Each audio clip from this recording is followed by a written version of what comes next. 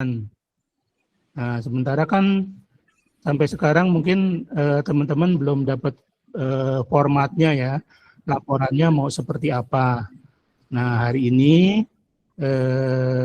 saya akan coba memberikan sedikit penjelasan tentang format laporan. Meskipun terus terang aja ini formatnya masih belum baku ya, karena kan sampai sekarang juga juknisnya di tingkat kabupaten kota untuk laporan ini masih belum ada. Jadi ini nanti saya akan menyampaikan laporan yang khusus untuk kader bidang pendidikan aja. Kalau yang bidang lain saya masih belum tahu apakah nanti sudah ada format laporan atau belum. Bapak Ibu sekalian, sebelum ke sana, saya akan menyampaikan beberapa hal terlebih dahulu.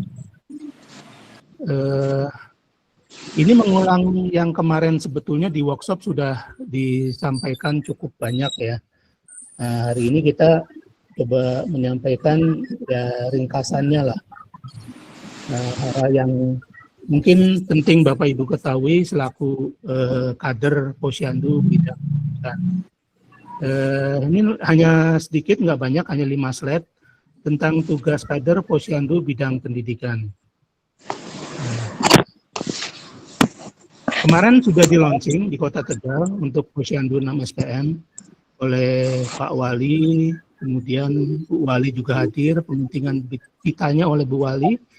Ada Pak Sekda, Bu Wakil juga hadir di launching kemarin di Pos PAUD Anyelir ya, tanggal 30 Desember jam 9 sampai jam 12 kalau nggak salah ya. Pak Wali bahkan sempat meninjau kegiatan Posyandunya. Meskipun ya karena Posyandunya tempatnya sempit ya, teman-teman juga banyak mungkin yang Posyandunya kemarin ada banyak yang WA saya. Di saya tempatnya lebih sempit lagi Pak. Ya kita laksanakan seadanya dulu lah. Kemarin lumayan padat, berkeringat di dalam meskipun udah ada kipasnya ya karena banyak apa yang mendokumentasikan video, jadi di dalam lumayan padat. Nah, nanti saya akan kemarin sudah sempat saya share juga sih ya video-videonya ya. Nanti akan saya coba gabung biar teman-teman punya gambaran lebih jauh pelaksanaan Posyandunya.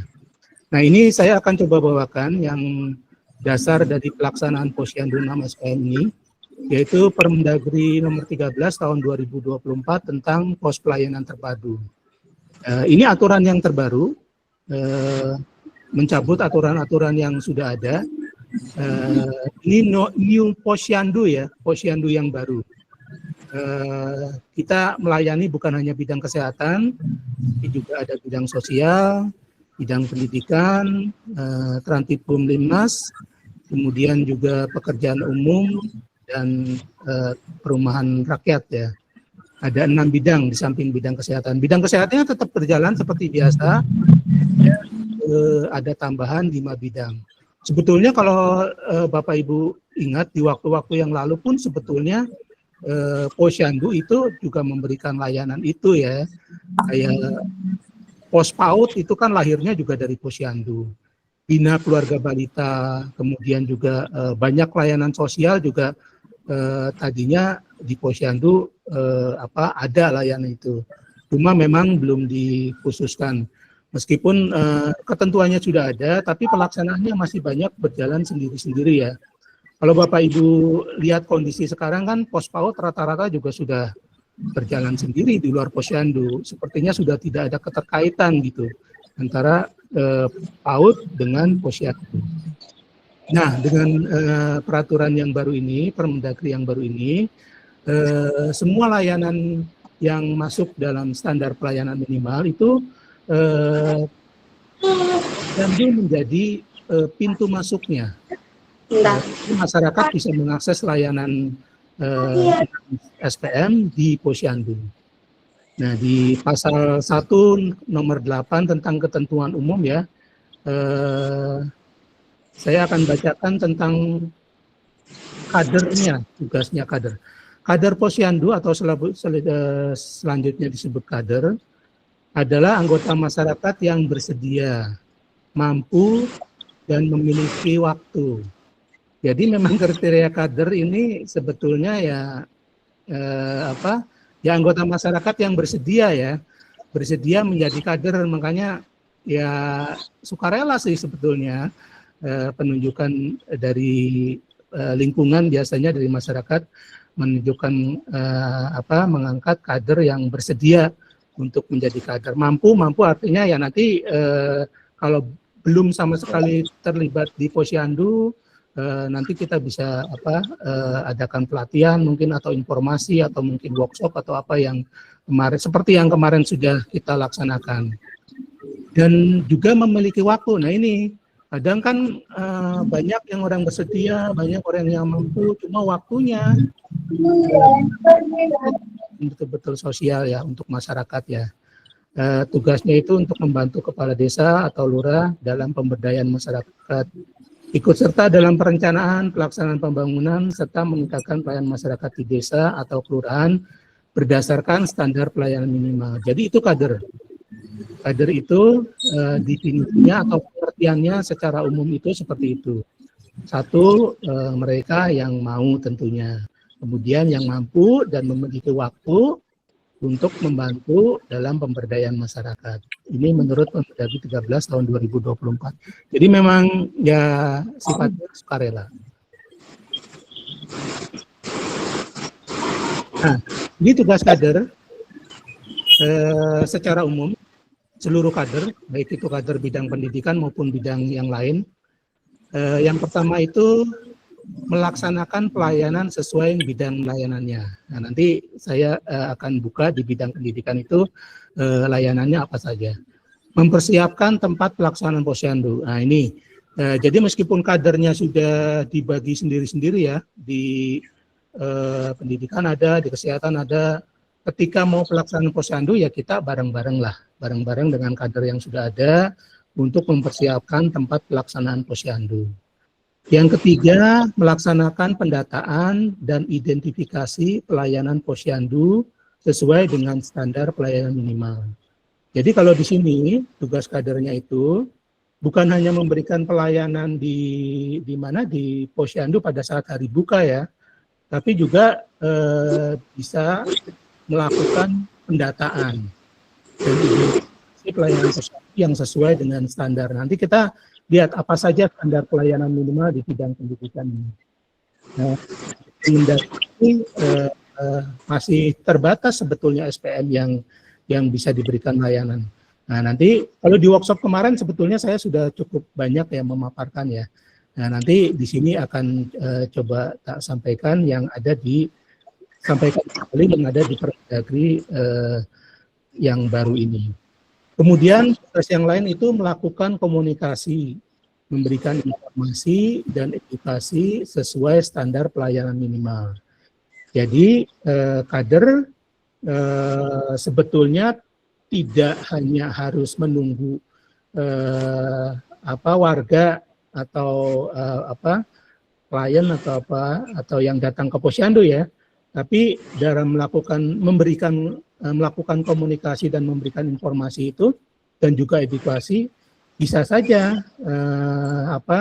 dilakukan pada saat Posyandu buka, ataupun mungkin bisa juga melakukan kunjungan rumah, atau bahkan mungkin ketika bertemu di forum-forum mungkin kegiatan PKK mungkin atau Dawis mungkin, kader Posyandu bidang pendidikan bisa di sana itu memberikan layanan.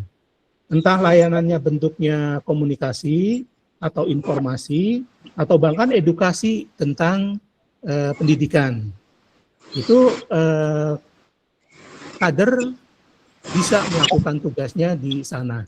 Jadi tidak harus atau tidak hanya pada saat jam Posyandu buka. Nah, nanti formatnya apa saja nanti akan saya sampaikan. Yang terakhir itu tugas kader adalah mengkompilasi. Jadi dari sekian tugas-tugas yang dilakukan oleh kader, entah itu di jam buka, kunjungan warga, atau mungkin di pertemuan warga ya, entah itu PKK maupun Dawis ya, itu nanti dikompilasi oleh kader. kader melakukan pelayanan ini, kader memberikan informasi itu, kader melakukan edukasi itu. Nah, nanti diskresinya nanti disampaikan di laporan yang akan nantinya bisa disampaikan ke pengurus posyandu, atau mungkin karena kan nanti teman-teman mungkin ada insentif ya, meskipun nggak seberapa jumlahnya.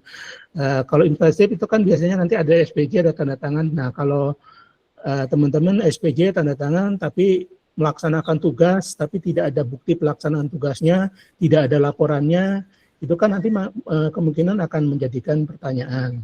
Buktinya mana bahwa teman-teman sudah melaksanakan tugas? Nah, kalau ada laporannya, ada formatnya, harapannya teman-teman bisa menyampaikan, ini loh laporannya saya sudah melaksanakan tugas seperti ini. Nah, ini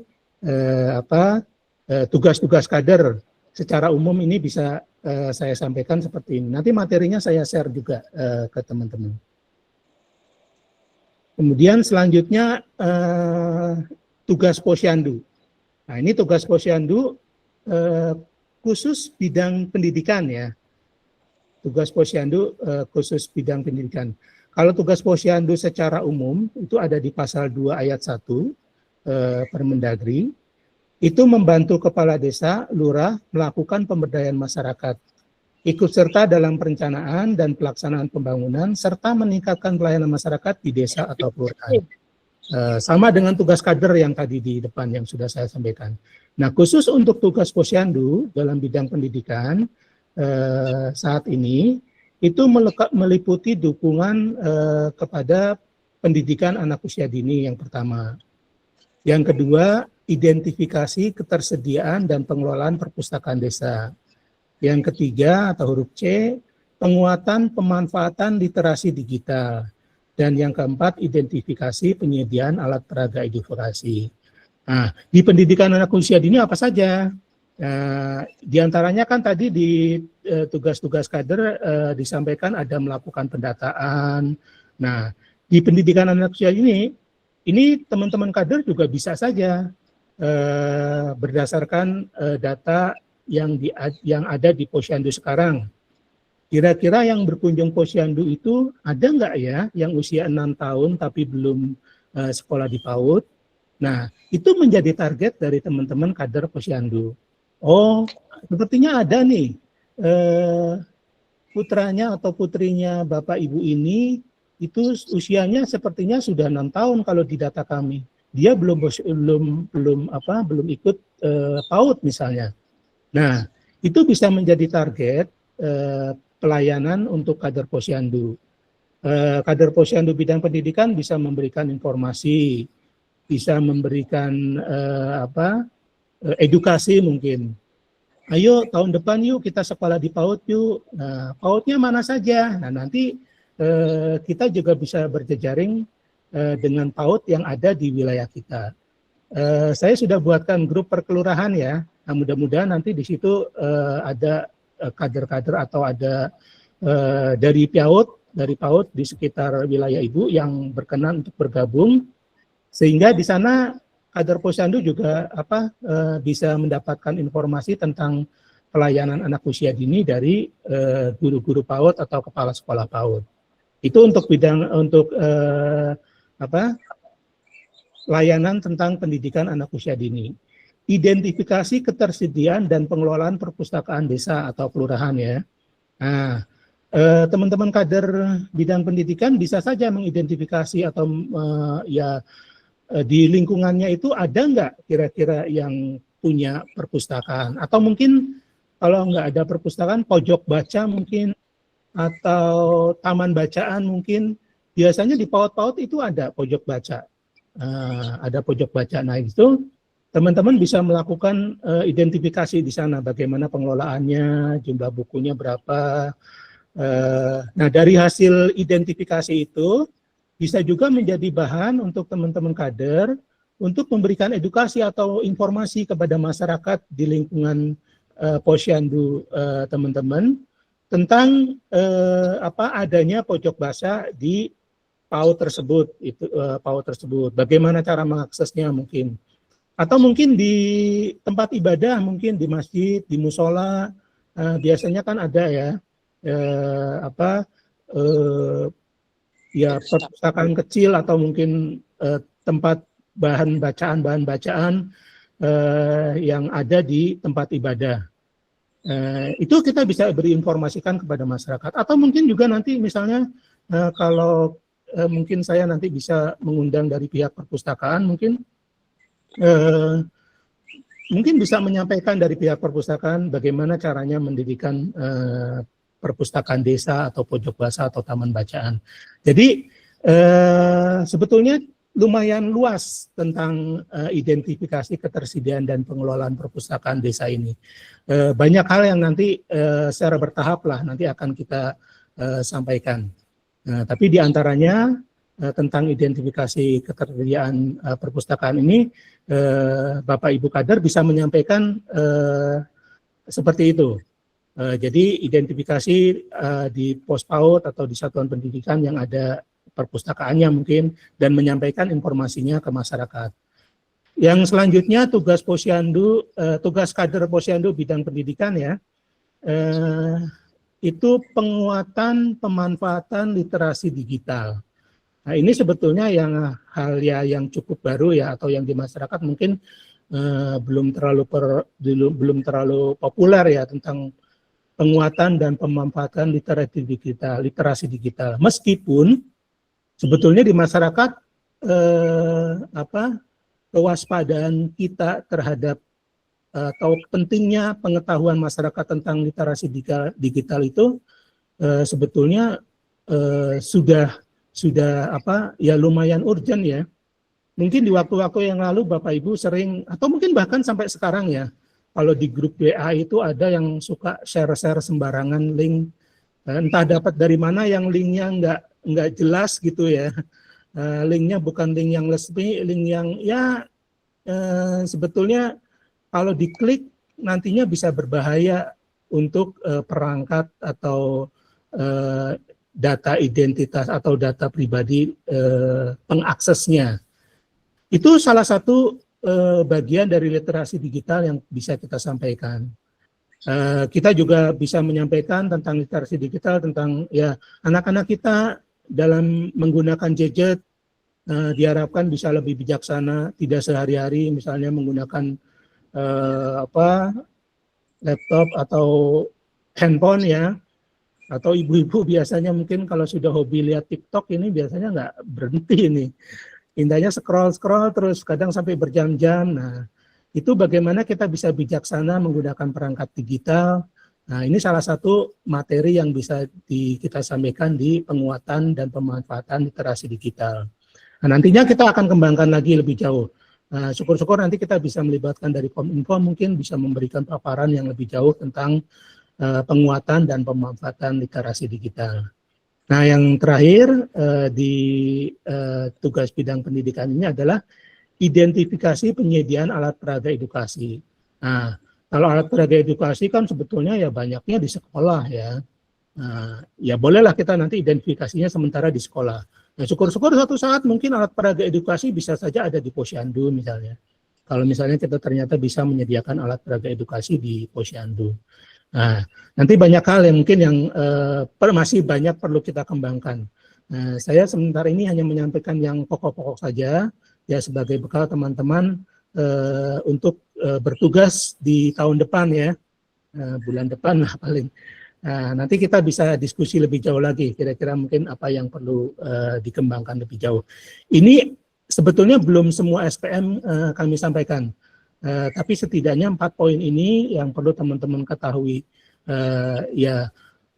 Masih terbuka kemungkinan peluang di samping yang 4 layanan ini. Jadi ada hal-hal layanan lain yang terkait dengan SPM bidang pendidikan. Nah, ini sudah pernah saya share juga di grup WA ya. Ini adalah buku Tata Kelola Kelembagaan Posyandu yang merupakan petunjuk teknisnya. Ini hasil dari Rakornas Posyandu yang pertama kalau nggak salah tahun 2024. Jadi di sini sebetulnya ada panduannya, sudah ada panduannya. Cuma memang kalau kita lihat panduannya masih minim sekali ya, makanya kalau teman-teman lihat ini keputusan Ketua Umum Pembina Posyandu nomor 011 tahun 2024. Nah, hasil rapat koordinasi nasional pos pelayanan terpadu tahun 2024. Nah, salah satunya saya tunjukkan yang alur diagram alur pelayanan di Posyandu bidang pendidikan. Kalau di sini alurnya itu diawali dari warga datang ke Posyandu ya, menuju meja pelayanan SPM Pendidikan Rakyat. Nah, padahal kan kita kalau di Posyandu ketika warga datang, pastinya datangnya kan ke pos pendaftaran ya yang pertama ya. Nah, jadi nanti pada saat pelaksanaannya kita mungkin masih seperti biasa saja ya, seperti Posyandu pada umumnya, seperti Posyandu biasanya. Ketika warga datang, ya diterima oleh layanan pendaftaran di meja pendaftaran. Nanti melaksanakan semua layanan kesehatan seperti pada umumnya, karena mereka memang yang datang ke Posyandu kan umumnya juga memang ingin mendapatkan layanan bidang kesehatan ya. Nah, kalau di diagram alurnya setelah pendaftaran, kader Posyandu mendata pemohon terkait keluhan tentang pendidikan. Nah, di sini bukan hanya 4 bidang saja seperti yang tadi tak sebutkan di depan ya, di awal ya. Bahkan kader Posyandu ini bisa menerima keluhan dari masyarakat. Misalnya mungkin kalau di sini dikasih contoh tentang biaya pendidikan atau tentang apa itu ya, kesulitan pembiayaan atau alat tulis, mungkin kebutuhan alat tulis. Contohnya seperti itu. Jadi bukan hanya di 4 bidang. Nah, nanti kita di sini pun kader Posyandu nanti pada prakteknya bisa saja selain 4 bidang itu mungkin menerima layanan tentang keluhan anak yang tidak sekolah mungkin. Seperti di Kota Tegal itu ada kurang lebih 3.160 anak yang tidak sekolah. Baik itu yang belum pernah sekolah sama sekali, yang drop out ya, tidak naik kelas, kemudian keluar, atau lulus tidak melanjutkan. Itu totalnya ada 3.160.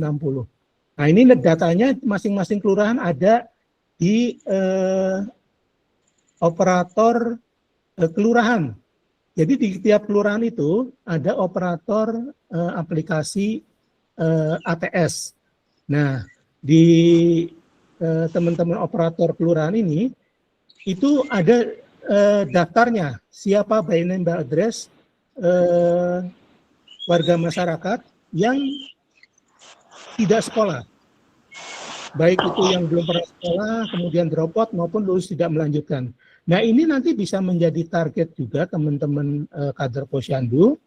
Mungkin bagaimana memotivasi atau sebelumnya mungkin mencari informasi dulu ya.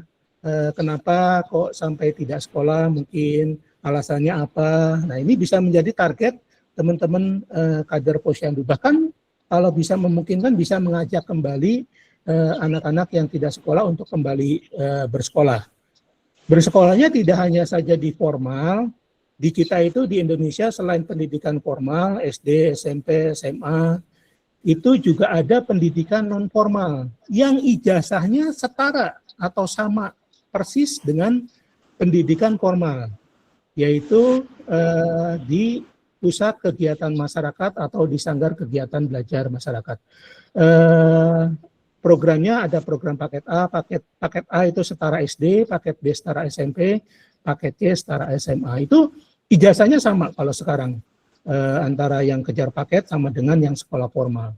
Nah, ini bisa menjadi sasaran teman-teman kader memberikan edukasi kepada masyarakat untuk bisa kembali bersekolah. Atau mungkin saya juga mengundang di Zoom ini ya, atau di grup-grup yang tiap kelurahan itu ada tim pendataan anak usia dini yang belum sekolah. Jadi usia 3 tahun sampai 6 tahun itu sudah ada datanya sebetulnya di tim petugas pendata itu. Nah, ini juga bisa menjadi target atau sasaran teman-teman kader Posyandu untuk melakukan kunjungan, kemudian memotivasi supaya tahun depan, bulan Juni atau bulan Juli ya, atau maksimal bulan Agustus lah, anak-anak usia 6 tahun ke bawah, 3 tahun ke atas mungkin, yang belum bersekolah PAUD atau 4 tahun mungkin, yang belum bersekolah PAUD, diharapkan sudah bisa atau mau untuk bersekolah di PAUD. PAUD itu ada pos PAUD ya, ada kelompok bermain, ada juga TK. Kalau TK itu usia 4 tahun ke atas sampai dengan 6 tahun. Kalau pos PAUD maupun kelompok bermain itu bisa usia 3 tahun sampai dengan usia 3 tahun. Nah, ini datanya sebetulnya sudah ada di kader-kader di tim pendataan ATS. Nah, teman-teman bisa minta ke sana atau bisa ya sharing informasi lah. Mungkin juga kan teman-teman ketika ada layanan, ada warga yang meminta layanan kesehatan di Posyandu kan mungkin juga bisa mengidentifikasi, oh ini punya anak usia 6 tahun ke bawah, oh belum sekolah PAUD. Nah, itu bisa menjadi target atau bisa kita ajak untuk sekolah di PAUD. Nah, ini kalau Bapak Ibu kader lihat di buku ini ya, di bagian bab 9 di penutup. Nah, ini petunjuk teknis tata kelola kelembagaan Posyandu ini merupakan dokumen yang menjadi dasar dan panduan bagi Posyandu dalam rangka tata kelola kelembagaan dan pelayanan Posyandu. Jadi di sini bukan hanya tentang kader sebetulnya, tapi tentang ada logo, ada bendera, ada surat, ada papan nama, ada kepengurusan, ada tim. Banyak. Tapi juga diamanatkan di hasil rakor ini, itu diharapkan sebetulnya nanti masing-masing daerah bisa membuat petunjuk teknis tersendiri. Nah, sambil menunggu petunjuk teknis itu jadi atau ada ya, kita sementara pakai model yang kita buat sendiri dulu. Model laporannya seperti apa nanti akan saya tunjukkan karena kan ya itu tadi teman-teman ada yang bulan depan sudah mulai mau melaksanakan kegiatan Posyandu ya. Nah, harapannya teman-teman sudah punya pegangan ataupun laporannya. Siap. Dari penjelasan ini mungkin Bapak Ibu ada yang akan ditanyakan, mulai dari pertama sampai dengan diagram alur atau buku ini. Silakan kalau nanti ada pertanyaan bisa disampaikan dulu sebelum saya nanti masuk ke format pelaporannya. Secara umum Posyandu bidang pendidikan yang dapat saya sampaikan adalah seperti itu. Mudah-mudahan ini melengkapi dari rakor workshop yang kemarin ya, atau yang kemarin belum pernah ikut workshop mungkin dengan adanya penjelasan ini mudah-mudahan bisa lebih ada pencerahan tentang apa itu Posyandu, tugas kader Posyandu di bidang pendidikan. Sampai sini silakan, barangkali ada pertanyaan. Saya izin bertanya. Nggih, monggo silakan, Mas. Sudarmo Marhadana. Nggih, Pak Darmo, silakan, Pak. Izin bertanya. Tadi sudah sampaikan untuk identifikasi PAUD yang belum masuk PAUD. Itu kebanyakan hambatannya kami yang lingkungan di Margadana itu kebanyakan memang hambatannya masalah pendaftaran, biaya pendaftaran, dan masalah bulanannya. Jadi, biaya pendaftaran bulanan ya Pak? Ya, sama bulanannya. Ya, semacam SPP lah. Kebanyakan itu yang saya tanyakan di masyarakat. Bu, Bapak PAUD bu anaknya, untuk daftarnya sama nggak punya uang, dan untuk bulanannya juga ada pakaian, ada iuran banyak sekali. Jadi nanti langsung SD saja, begitu. Dari warga kami yang saya tanyakan seperti itu. Terima kasih. Di pos PAUD mahal kah Pak? Iya Pak. Biasanya yang mahal apanya tuh? Ya pendaftarannya juga. Pendaftarannya berapa Pak biasanya Pak? Kalau di pos PAUD pendaftarannya berapa? Oh. Biasanya berapa kalau di pos PAUD pendaftarannya? Bentar, saya Iya. tanyakan. Iya. Berarti masih banyak yang keberatan biayanya ya. Kalau di pos PAUD bulanannya berapa kira-kira Bu biasanya Bu? Mungkin Bapak Ibu ada yang punya Ya pengalaman monggo mungkin. ibu-ibu barangkali. Ya. Ini Kalau- yang saya mau tanyakan orang sedang tidur. Tidak tidur. Iya. Iya, Kalau di saya biasanya bulanan itu nyampe 50 Pak. Kalau untuk 50 SPP-nya ya? saja. Ya, Iya. Pak Darmo 50 lumayan berat juga ternyata Iya ya. berat di warga kami berat. Iya. Kalau dari pihak Dignas bisa ada edaran untuk meringankan ya monggo. Lebih baik. Iya. Malah kayaknya ada yang modelnya kayak kemisan ya. Berangkat Iya. 2000, berangkat 2000 gitu ya. Nyicil, berarti nyicil. Ya. Tiap kegiatan itu membayar. Oh gitu, ya. Oke. Ya ini ya memang kalau di PAUD ini pendidikan yang memang bervariasi ya. Ada yang yaitu tadi sebulan 50.000, ada yang harian modelnya 2.000 mungkin. Tapi ya ada juga Bapak Ibu jangan kaget kalau di PAUD itu bisa lebih mahal dari pendidikan jenjang perguruan tinggi. Ada yang PAUD bayarnya sampai 15 juta per bulan itu ada loh Bu. Ya karena memang pendidikan anak usia ini memang sebetulnya ya penting sekali ya. Makanya bagi yang punya bilangan biasanya itu dan bagiannya menyekolahkan anak di PAUD itu dengan yang bayarannya mahal sekalipun biasanya mereka akan berusaha untuk sampai ke sana ya untuk menyekolahkan anaknya di PAUD. Tapi ya kita sadari ada juga masyarakat yang untuk 50.000 mungkin masih terasa berat ya, yang kamisan 20.000 juga masih berat. Cuma kan memang masyarakat golongan bawah ya. Iya.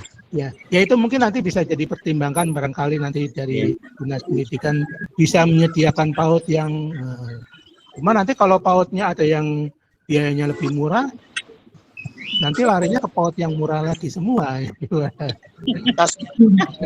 Ya itu bisa menjadi bahan diskusi lah ya. Gurunya yang bayar siapa Pak nanti Pak? Ya intinya ada PAUD klasifikasi A sekian, PAUD klasifikasi B sekian. Ada klasifikasi masing-masing. Mau pilih yang mahal silakan, mau yang pilih yang murah silakan gitu ya. Silakan gitu. Oke, matur yang nuwun kita banget ini mampu, makanya. tolong klasifikasi yang itu murah. Iya. Oke. Sayangnya di PAUD belum ada PIP Ibu. Jadi biaya PIP-nya belum bisa dimasukkan. Ada BOP pun, ada BOP itu pun biasanya teman-teman di PAUD untuk bagi kegiatan itu juga ya sudah kesulitan sekali ya. Honornya guru PAUD itu. Honornya guru PAUD itu paling berapa? 300.000 ya Bu. Bahkan ya Bapak Ibu mungkin perlu ketahui juga di TK ya Bu, TK ini ya, TK aja ya. Itu honornya ya paling yang tinggi itu ya mungkin ya ini nggak tahu yang TK-TK yang apa yang mahal ya. Rata-rata ya paling TK itu mungkin 1 juta aja itu udah tinggi Bu.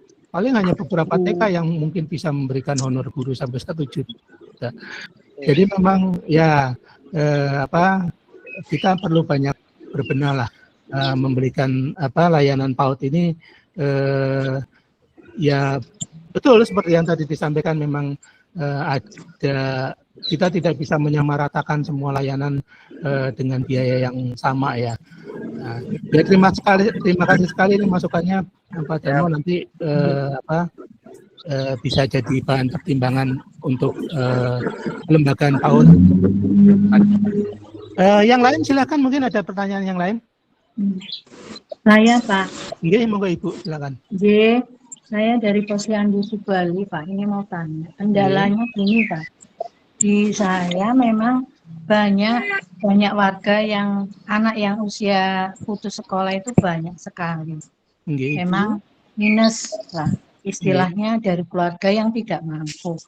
Lah nanti kalau kita sudah menyarankan untuk bersekolah itu kira-kira, lah itu tadi dari biayanya mungkin kendala dari biaya juga Pak.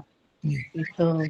Lah terus Pak, ini kita ini kerjanya ini mulai tahun depan, kurang sehari ya, berarti masuknya tahun depan, itu tugas kita itu tetap kita data apa gimana Pak? Mohon dijelaskan, soalnya ini kan saya sudah ada informasi di tempat saya ada 5 anak yang putus sekolah.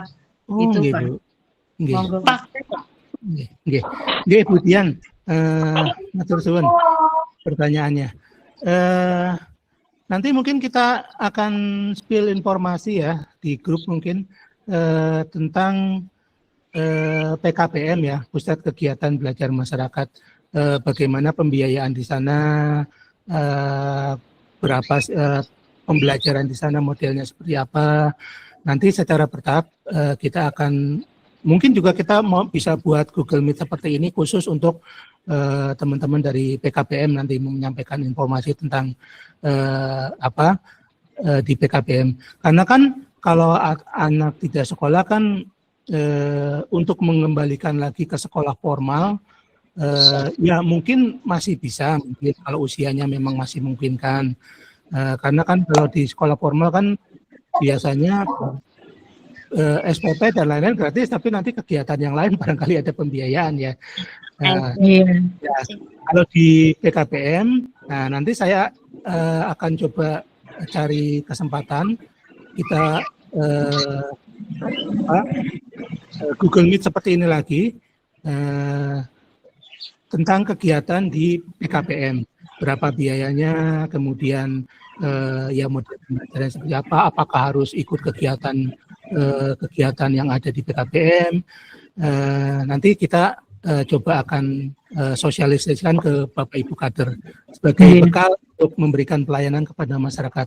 Untuk sekedar informasi aja, di Kota Tegal itu ada 11 PKPM, Pusat Kegiatan Belajar Masyarakat. Kalau di Ibu berarti di Jalan Perintis Kemerdekaan ya, Bu? Iya, saya di depannya PKTJ, Pak, tempatnya. Oh iya. Nah, itu di situ, Bu, di dekat Ibu, di Jalan Anilo, itu ada PKPM namanya Sarana Maju. Nah, itu bisa menampung untuk teman-teman yang anak tidak sekolah. Biasanya pembelajarannya malam, Bu. Pembelajarannya malam hari. Jadi kalau yang bekerja, anak-anak yang sudah bekerja itu masih bisa tetap bisa bekerja. Di Kota Tegal ada 11 PKPM dan 1 SKB. Di Jalan Perintis Kemerdekaan terus ke utara di sekitar Mejabung itu juga ada PKPM Citra Mandiri. Yang lain nanti bisa saya spill alamatnya. Dan PKPM ini memang juga bermacam-macam, Bu. Ada PKPM yang dia fokus, bukan fokus ya, tapi memang ya layanannya itu banyak untuk anak berkebutuhan khusus. Itu di PKPM Star of Tomorrow, di sebelahnya Mulyadana itu Jalan Gajah Madalan, itu anak berkebutuhan khusus itu mereka banyak melayani anak berkebutuhan khusus. Kemudian PKPM Budi Luhur juga banyak melayani anak berkebutuhan khusus. Di samping anak yang lain ya. Tapi di Budi Luhur itu ya terkenal yang dan untuk anak berkebutuhan khusus. PKPM lain juga ada sih yang berkebutuhan khusus, tapi lebih banyak ke layanan-layanan yang bukan anak berkebutuhan. Dua itu biasanya fokus ke anak berkebutuhan khusus. Kemudian di SKB itu juga ada layanan anak berkebutuhan khusus. Jadi lumayan banyak sebetulnya PKPM. Di Tegal Selatan itu ada PKPM Arum Indah, di Pesurungan Kidul ada PKPM Mekar, di Tegal Barat ada PKPM Maju Bersama ya, Maju Bersama. Kemudian kalau di PKBM Mutiara Sahabat itu dia lebih banyak fokus ke keagamaan. Dan peserta didiknya di sana itu sama dengan anak-anak SD, Bu.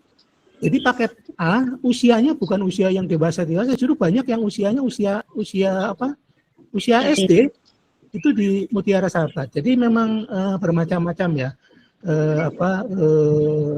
di pendidikan non formal ini, betul-betul fleksibel dan luas. Di Margadana ada PKBM Ki Hajar Dewantara. Ki Hajar Dewantara. Sakila Kerti ada di Panggung kalau nggak salah ya, ini tempatnya banyak soalnya saya bingung. Bina Harapan sementara ini ada di Jalan Arjuna. Di Jalan Arjuna. Mana lagi ya yang belum tak sebut ya? Itu. Jadi PKBM yang ada di Kota Tegal. Nanti kalau ada kesempatan kita bisa Google Meet dengan teman-teman yang dari PKBM biar nanti semua bisa dan Ibu teman-teman kader bisa tanya jawab langsung tentang pendidikan di PKBM. Nah, kemudian kegiatan apa yang akan dilakukan oleh Bapak Ibu kader? Jadi begini Bu, selama ini kan kalau di layanan kesehatan itu kan yang datang biasanya yang butuh akan layanan kesehatan ya. Itu pun kalau setiap bulan gimana? Apakah seluruh warga itu datang ke sana ataukah berapa persen kira-kira Bu yang datang? Berapa persen? Jarang pada datang. Makanya kita HR. Nah, betul. Di pendidikan pun, di bidang pendidikan Bu seperti itu. Kita nanti tetap hadir di Jam Buka Posyandu ketika ada kader atau ketika ada warga yang datang atau mungkin sebelumnya sudah janjian dulu dengan Ibu misalnya datang ke Posyandu, bisa kita memberikan layanan di sana. Layanannya apa saja?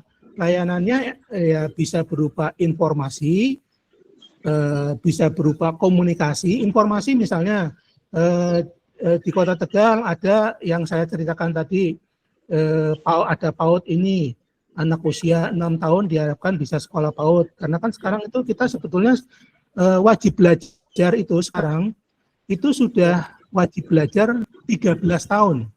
Kalau kemarin kan 12 tahun ya. Nah sekarang ini sudah 13 tahun. 13 tahunnya itu adalah di PAUD. Di PAUD. Jadi 1 tahunnya itu di PAUD. Jadi harapan anak-anak yang usia 4 sampai 6 tahun itu bisa bersekolah di PAUD. Bahkan 3 tahun pun sudah bisa diterima di PAUD. Mulai tahun kemarin ketika anak tersebut sudah sekolah di PAUD, nanti ketika masuk SD itu akan mendapat tambahan poin biasanya 0,5 atau berapa saya agak lupa. Tambahan poin. Dan sekarang sudah cukup lama sebetulnya. Setiap peserta didik kan dapat NISN ya Bu, nomor induk sekolah dan nomor induk siswa nasional. Itu didapatnya bukan di SD tapi di PAUD. Jadi di PAUD itu anak-anak yang sekolah PAUD itu sudah mendapatkan NISN. Dan biasanya kalau yang sekolah di PAUD itu nanti ketika mendaftar ke SD itu bisa lebih mudah karena guru PAUD-nya nanti yang akan ikut bantu untuk pendaftaran di SD-nya. Jadi banyak keunggulan ketika anak tersebut bisa sekolah, bisa ikut sekolah mulai dari jenjang PAUD. Ini bisa kita informasikan. Kita juga bisa mengedukasi kepada warga yang datang di mana di Jam Buka Posyandu, atau kita bisa mengunjungi warga-warga yang kira-kira punya anak usia 6 tahun bersekolah atau 4 sampai 6 atau 3 sampai 6. Atau mungkin tadi Ibu sudah punya data anak yang warga yang drop out atau anak tidak sekolah ya, data 5 anak tadi itu. Nah, itu bisa didatangi. Ini bisa menjadi bagian dari layanan yang diberikan oleh Ibu. Informasi, komunikasi, edukasi. Nah, nanti ketika Ibu mendatangi atau menerima warga. Bentar, ini ada yang ya. Nah, itu ketika Ibu menerima warga, Ibu boleh catat, Bu, di buku, ya buku bekas atau apa, nggak apa-apa lah. Yang penting dicatat dulu di buku kertas misalnya, ya sesuai dengan formulir nanti yang akan saya share ya. Namanya, kemudian nicknya, kemudian Ibu memberikan edukasi apa aja, Ibu berkomunikasi apa saja komunikasinya. Nah, itu nanti Ibu catat dulu di buku. Atau kalau misalnya bisa diingat, ya diingat, nanti di rumah baru dibuat catatan. Nah, catatan itulah nanti yang akan dimasukkan ke Google Form. Nanti akan saya share. Atau saya berikan. Kurang lebih seperti itu, Bu, nanti bentuknya. Kira-kira, Bu. Monggo, Bu Dian. Berarti saya datanya ini per posyandu saya sendiri apa satu kelurahan, Pak? Per posyandu. Iya.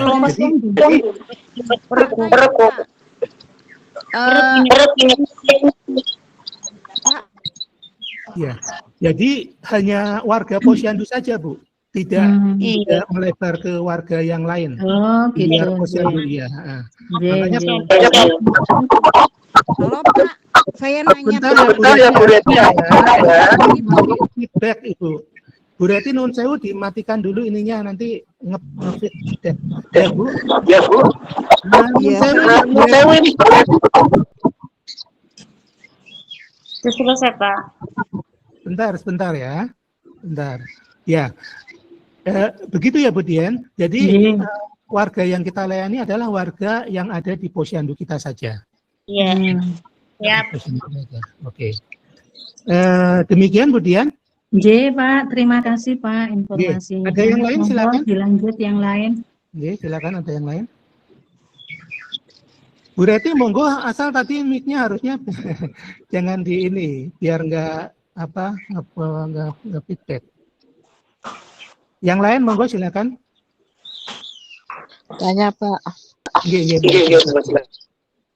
Kalau untuk di posyandu kita kan, maksudnya kan sudah berbasis dengan PAUD ya Pak. Sedangkan kita sendiri dari pos PAUD-nya kan kadang 1 bulan sekali ke posyandu. Gitu. Nah, yang saya tanyakan itu, kalau mamanya kita itu di bidang pendidikan itu hanya menangani mereka-mereka yang datang ke posyandu aja, sedangkan biasanya yang datang ke posyandu itu enggak semuanya datang dan membawa balita gitu Pak. Jadi maksudnya apa kita itu tetap nanti KR kunjungan rumah dengan adanya orang tua yang mempunyai balita usia PAUD atau gimana gitu Pak? Ya betul sekali Bu Nur Afifah. Jadi kita nggak hanya memberikan pelayanan pada saat jam buka posyandu ya, karena kan ya kita tahu sendirilah tidak semua orang datang ke posyandu ya, paling berapa persen. Itu pun tidak semua juga mereka yang anak yang belum sekolah di PAUD. Makanya di samping tadi Ibu sudah menyampaikan bisa kunjungan rumah. Ibu nanti mungkin dari data yang ada di posyandu, data warga mungkin dari situ mungkin bisa saling bertukar informasi. Kira-kira dari data ini ada nggak ya anak yang belum bersekolah? Nah, itu bisa menjadikan target untuk sasaran untuk kunjungan rumah. Atau bahkan mungkin itu tadi ada pertemuan Dawis misalnya atau pertemuan PKK misalnya. Di situ Ibu bisa memberikan informasi tentang PAUD, tentang bahkan mungkin tentang literasi digital. Nanti kalau kita bisa mendatangkan narasumber yang bisa menjelaskan tentang literasi digital lebih detail ya. Kalau sekarang sepertinya waktunya juga terbatas ya. Kemudian mungkin tentang perpustakaan, nanti kalau misalnya ada narasumber sudah bisa menjelaskan tentang perpustakaan, Ibu bisa menjelaskan informasi itu di pertemuan-pertemuan itu. Nah, atau mungkin dari pertemuan itu ada mungkin salah satu yang bisa tertarik, bisa berdialog, dilanjut, warga tersebut bisa menjadi bahan untuk Bapak Ibu sebagai pelaporan kegiatan dari Bapak Ibu. Nah, jadi tidak terbatas hanya di jam buka posyandu ya, bisa kapan yang bulan, sepanjang bulan, sepanjang tahun. Nah, targetnya mau berapa? Nah, nanti sementara saya belum bisa menyampaikan target ya per bulan Bapak Ibu harus memberikan atau menjangkau berapa orang, karena kan masing-masing juga kondisinya pastinya kan berbeda-beda ya. Informasi yang disampaikan juga berbeda-beda ya. Ya paling tidak mungkin Ibu bisa membuat target mungkin berapa sebulan 5 orang kah atau 10 orang kah atau berapa orang kah, Ibu bisa buat target seperti itu tergantung dari kondisi posyandu masing-masing. Nanti kecuali kalau nanti dari misalnya dari DPP KBP 2PA kita untuk laporan setidaknya target sekian orang yang harus laporan. Sampai sekarang kan kita masih belum ada ya untuk target laporan itu. Jadi itu Ibu bisa mendapatkan data dari posyandu, bisa juga dari operator ATS kelurahan tentang siapa yang belum sekolah, atau dari tim pendataan anak usia dini yang ada di grup kelurahan masing-masing. Nah, di samping itu, bukan hanya itu, Ibu bisa memberikan edukasi atau informasi tentang literasi digital, tentang perpustakaan, maupun tentang alat peraga. Apalagi Ibu kan di PAUD kan? Nah, di PAUD kan sudah ada alat peraga, itu bisa disampaikan. Kalau di PAUD kami juga ada alat peraga edukasi. Kurang lebih seperti itu Ibu. Bagaimana Ibu? Ya Pak, Ya. satu lagi Pak, seumpama kita sedang istilahnya kan kita sedang memberi informasi kepada seseorang yang ada di posyandu kan otomatis kita ada dokumentasinya kan Pak. Ya. Nah, sementara kita secara tidak langsung pas kita berkunjung atau main, tapi secara tidak langsung kita istilahnya mengobrol tipis-tipis mengenai itu ya. Apa harus didokumentasi apa nggak usah Pak? Yang didokumentasi obrolannya saja Bu, isinya Bu, materinya. Materi obrolannya itu nanti dicatat. Oke, mungkin ini ya, saya langsung ke link laporannya saja dulu ya. Biar teman-teman nanti ada gambaran ya. Laporannya nanti ada gambaran. Sebentar. Ini saya buka dulu link laporannya. Nah, ini saya sudah kopikan, saya contohkan mana ya. Kemarin yang sudah anyelir ya, anyelir itu panggung, coba ya, saya buka ya. Ini sudah diisi atau belum nggak tahu ini yang dari anyelir kemarin sudah sempat diisi atau belum.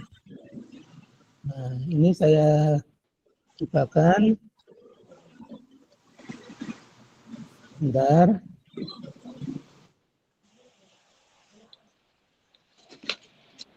Saya share dulu gambarnya.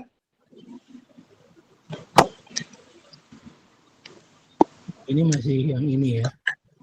Bentar. Oh, ini share-nya.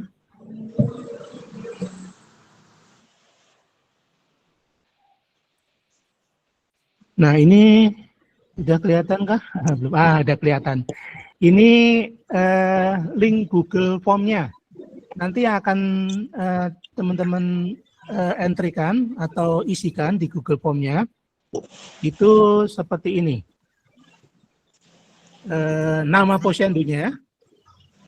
Ini sudah tak buat per kelurahan, Bu. Jadi nanti masing-masing kelurahan beda-beda linknya. Ini panggung. Nama posyandunya, RW berapa, kemudian nama RW-nya nanti ya tulis aja RW berapa gitu ya. Nama lengkap kader, tanggal layanan. Ini tanggal layanan ini Ibu memberikan layanan informasi maupun komunikasi itu tanggal berapa. Nanti dimasukkan sesuai catatan ya.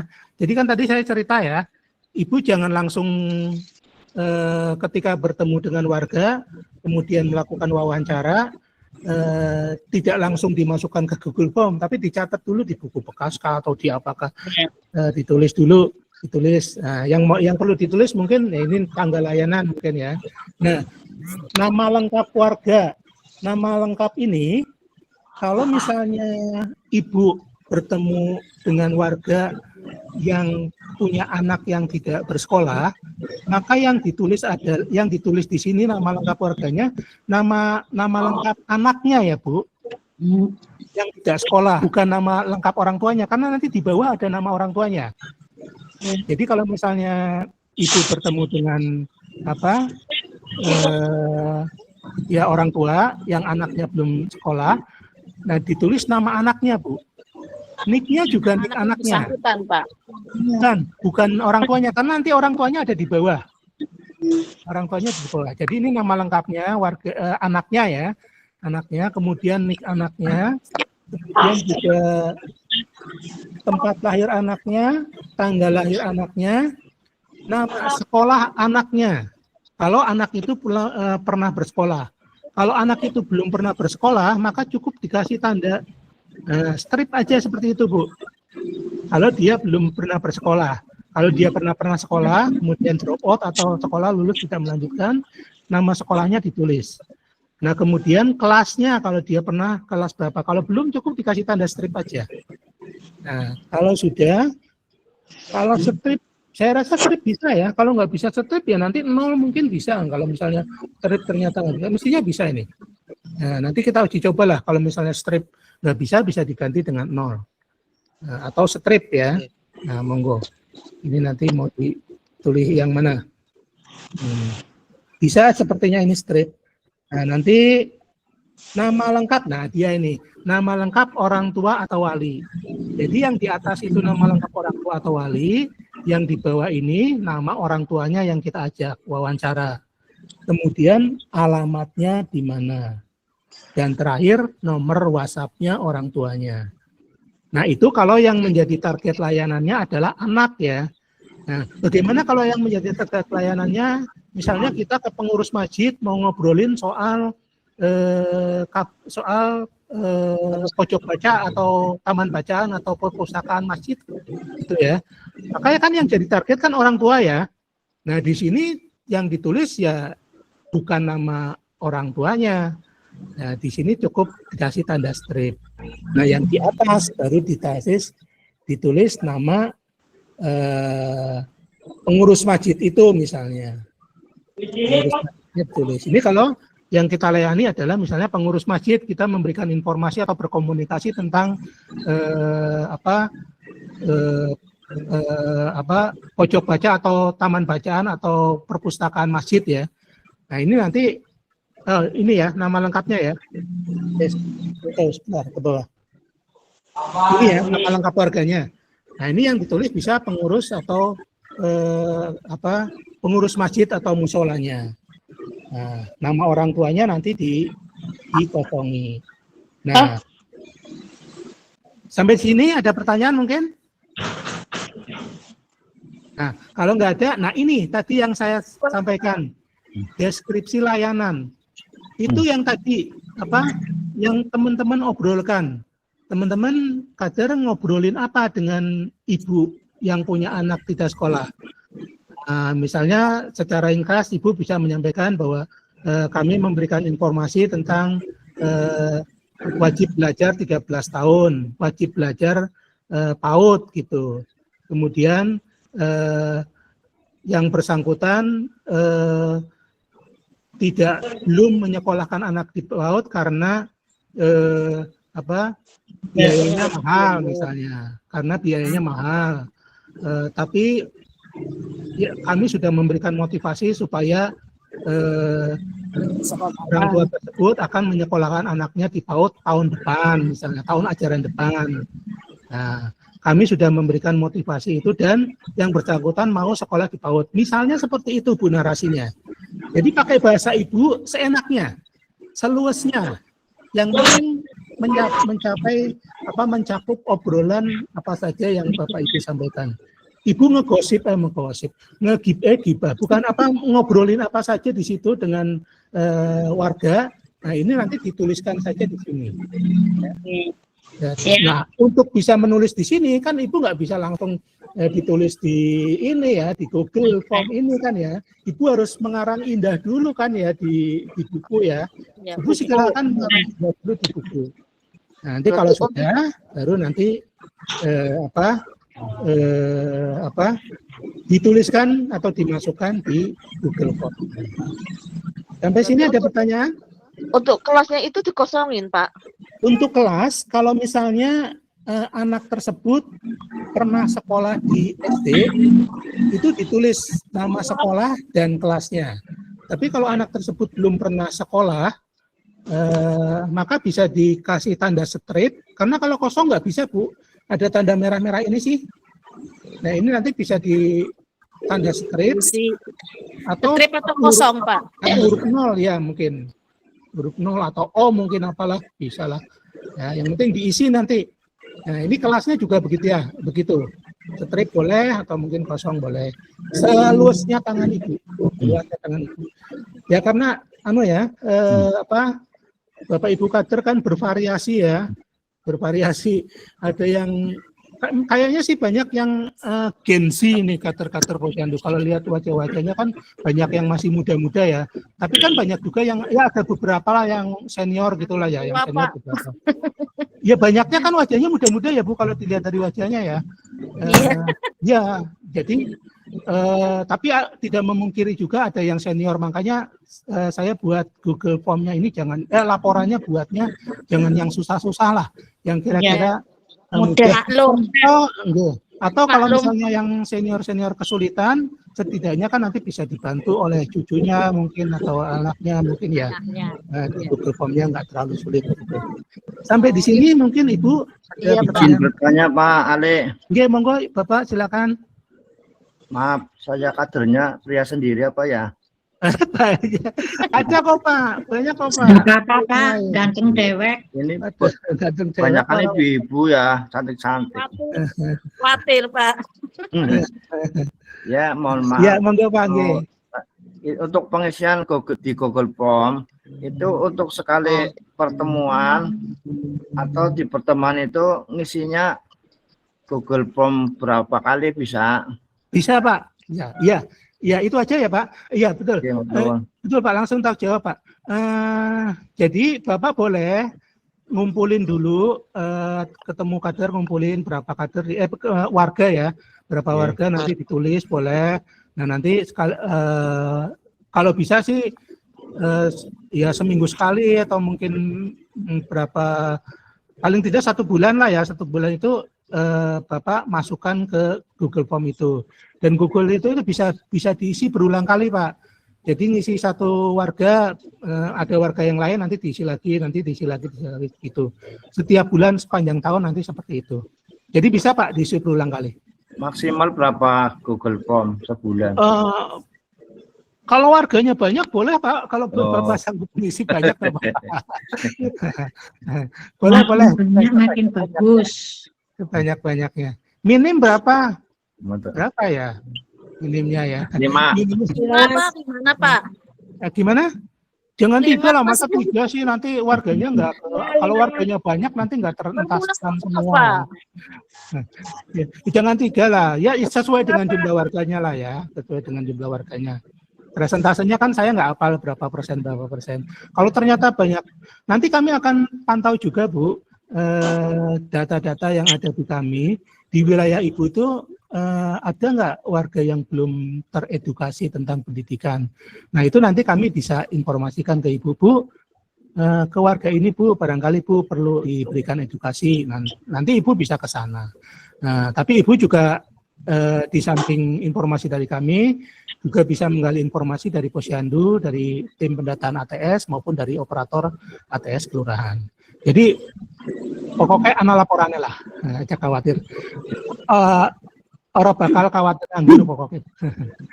Monggo yang lain silakan. Pak Ali. Saya Setianingrum dari Depong Kulon, Nusa Indah. Itu untuk laporan bukan hanya permasalahan anak belum sekolah atau anak tidak sekolah kan Pak? Betul Ibu. Tapi maksudnya anak yang bersekolah tapi punya kendala masing-masing gitu kan Pak untuk laporannya. Betul Ibu. Betul. Gitu. Betul. Jadi masalah pendidikan secara keseluruhan Bu. Pendidikan secara keseluruhan. Nanti kan laporan itu bisa masuk ke kami ya Bu. Ya, insya Allah lah nanti kalau Ibu kalau misalnya perlu tindak lanjut ya nanti bisa mengingatkan ke saya kalau memang ada yang perlu ditindaklanjuti lebih jauh. Misalnya tadi karena masalah pembiayaan dan lain sebagainya. Karena kan kami kebetulan saya Ibu itu di bidang P2PNF. Bidang P2PNF itu menangani PAUD dan pendidikan kesetaraan. Nah, sementara kan di Dinas Pendidikan itu bidangnya banyak, Bu. Ada yang bidang menangani guru-guru, itu bidang PPTK. Ada yang menangani sekolah formal, mulai dari sekolah dasar sampai dengan SMP. SMA malah adanya di provinsi, Bu. Nah, tapi kan kami juga berjejaring, jadi nanti kita bisa saling tukar informasi. Jadi Ibu boleh melaporkan apapun masalah tentang pendidikan, Bu. Silakan bisa menerima layanan atau laporan di sana, nanti kita akan tindak lanjuti bersama. Kiranya kita ada program berarti pendidikan PAUD, STK, SD, SMP, SMA, Pak.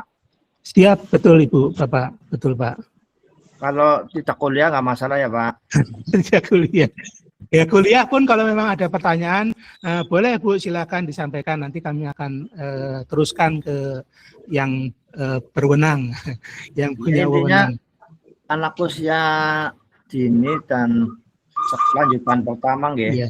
Ya, intinya masalah pendidikan secara keseluruhan, Bapak Ibu. Ya, secara keseluruhan.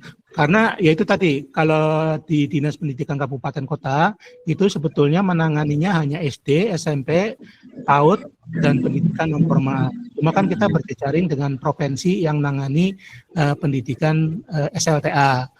Perguruan tinggi ya, di sini kan banyak juga perguruan tinggi. Ya, nanti kita bisa saling sharing lah. Monggo bisa disampaikan Bapak Ibu. Ya memang fokusnya sebetulnya lebih banyak ke pendidikan anak usia dini ya, tapi kita tidak menutup kemungkinan untuk laporan, karena di contohnya juga kan itu ada masalah pembiayaan, masalah alat tulis, dan itu memang bagian dari standar pelayanan minimal yang harus diberikan oleh kabupaten kota, Bu. Jadi monggo silakan bisa disampaikan di Posyandu. Ada yang lain? Seperti Ya. yang itu ya Pak, tadi Paham Bali Matul, maksudnya memotivasi untuk menyekolahkan anaknya di PAUD, tapi kendalanya karena pembiayaan. Kita sudah memotivasi, tapi mereka kendalanya kan pembiayaan. Bisa Ya. kita langsung laporkan ke Pak Aling, nggih? Ke formulir itu, Bu. Nanti disampaikan di formulir. Oh gitu. Jadi Ya. enggak formulirnya nanti. Nah, kalau umpamanya mereka minta jawaban atau ketegasan, apa bisa dibiayai dari kota gitu, itu kita Ya. jawabnya gimana Pak? Kalau pembiayaan kan misalnya SD SMP itu sebetulnya sudah ada sekolah gratis ya Bu. Sudah ada sekolah gratis ya sebetulnya. Kalau di PKBM ya ada juga bulanan sih. Nah makanya silakan masukannya boleh dituliskan di situ Bu. Cuma memang kita tidak bisa memberikan jawaban secara serta-merta ya. Memang kalau ini ada target setidaknya 5 hari ya, layanan itu bisa diberikan jawaban. Ini monggo, Ibu bisa menyampaikan dulu kalau ada yang menyampaikan bahwa saya kendalanya di pembiayaan, karena pembiayaannya mungkin keberatan. Nah, kalau saya dibiayai, mungkin saya mau sekolah kayak gitu ya misalnya. Ibu silakan disampaikan di laporan tersebut Bu. Ya, jadi gitu. Nanti di laporan itu silakan disampaikan. Nanti tindak lanjutnya kami akan koordinasikan dengan yang ada di dinas. Gitu. Seperti itu Bu. Oke Pak. Jadi soalnya biasanya ibu-ibu ya atau emak-emak itu biasanya kan menuntut jawaban. Lah, aku ora duwe biaya. Aku pengen sih nyekolahkan anakku ke PAUD kan gitu misalnya atau ke SD. Tapi saya terkendala biaya. Bisa enggak gitu loh kita dibantu. Nah, nanti berarti kita jawabnya sebentar Bu, nanti saya kabari kayak gitu aja ya Pak kali ya. Iya, boleh Ibu. Jadi nanti laporan, gini, ini mungkin bagian juga dari teknis teman-teman kader dalam memberikan layanan kepada warga masyarakat ya. Yang pertama, ya jangan lupa ketika memberikan pelayanan kepada warga, yang pertama tentu saja biasa ya Bu, sapa, salam gitu ya Bu. Nah kalau di Posyandu kan bidang kesehatan sudah biasa ya Bu, seperti itu ya Bu. Jadi ketika melayani melayani warga di bidang pendidikan juga ya sebetulnya nggak jauh beda Bu. Pertama sampaikan dulu salam, sapa, tanya kabar dan sebagainya. Kemudian nanti yang kedua Ibu bisa menyampaikan bahwa di Posyandu sekarang ada banyak kader, salah satunya kami atau saya adalah kader di bidang pendidikan. Tugas kami adalah memberikan informasi, kemudian mengedukasi dan berkomunikasi tentang layanan pendidikan.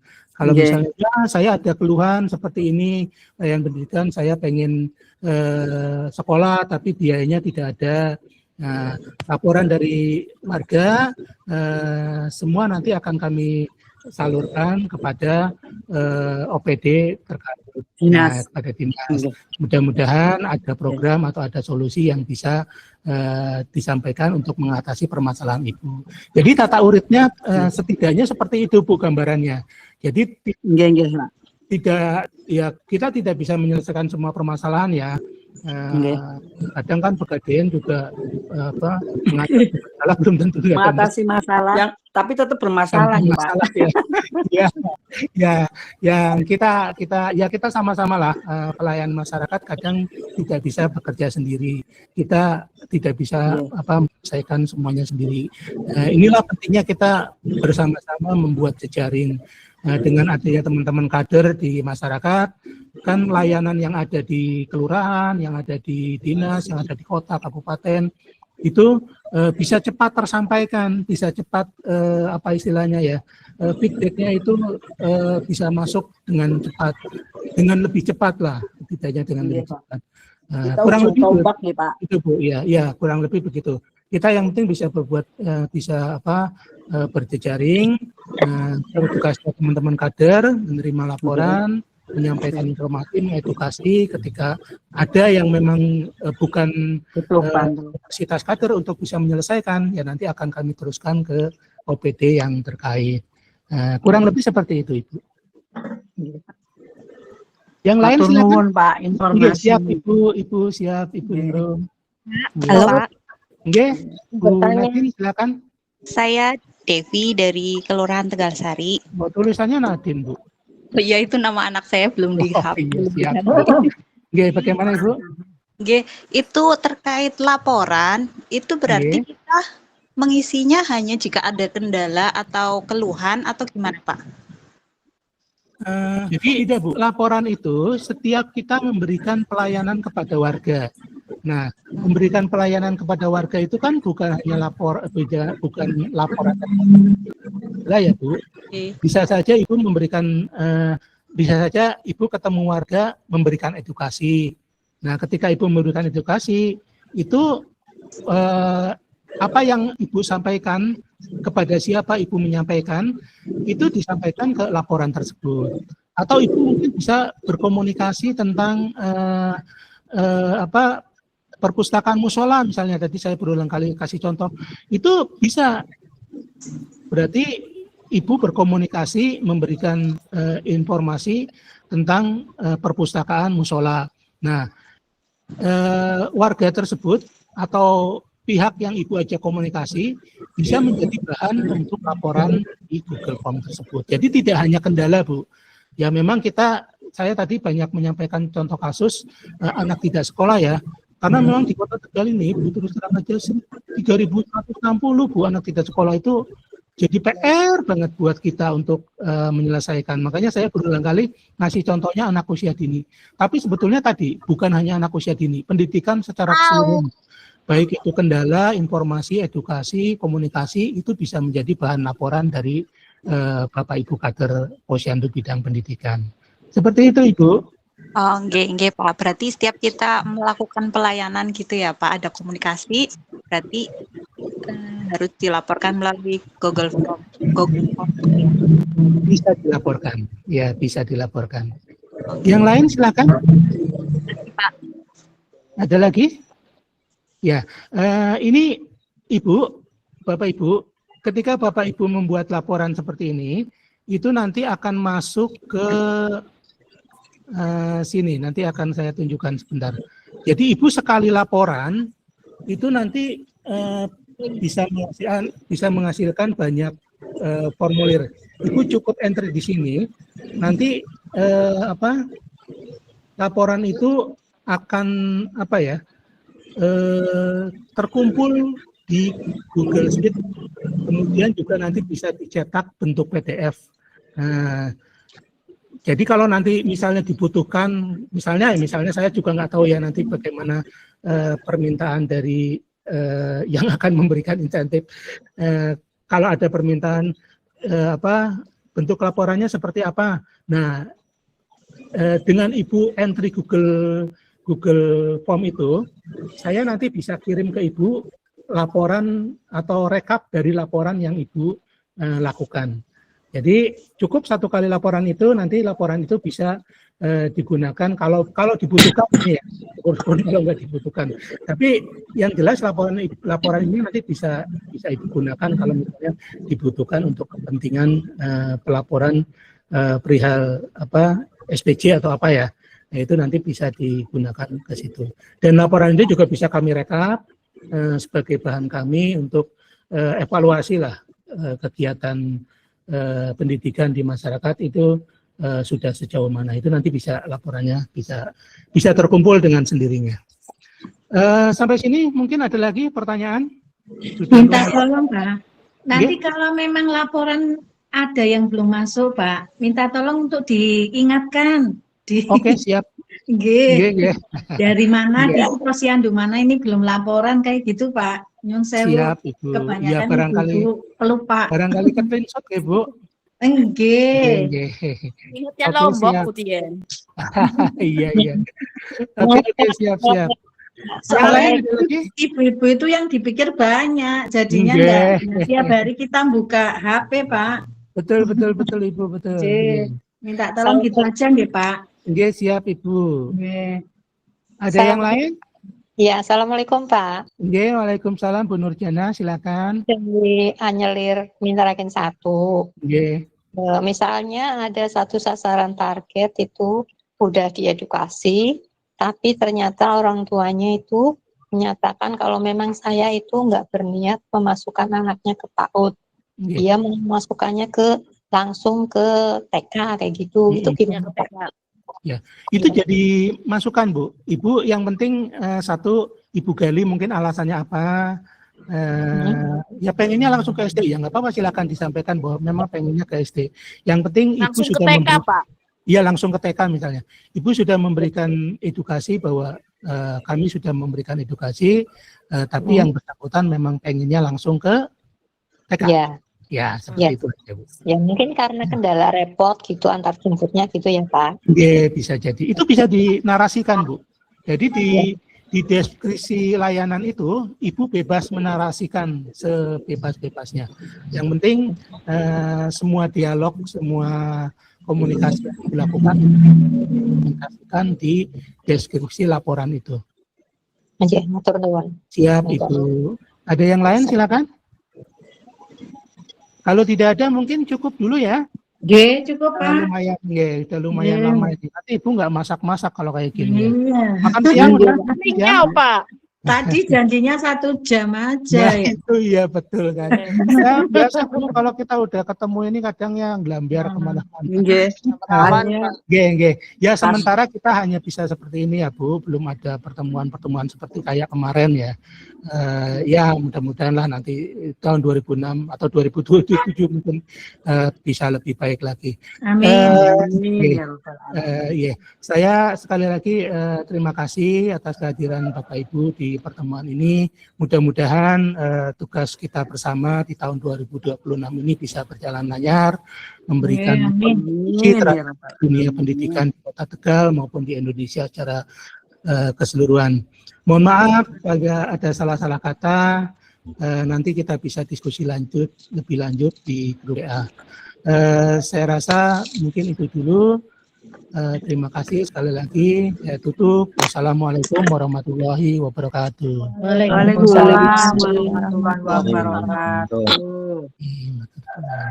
Sugeng tarik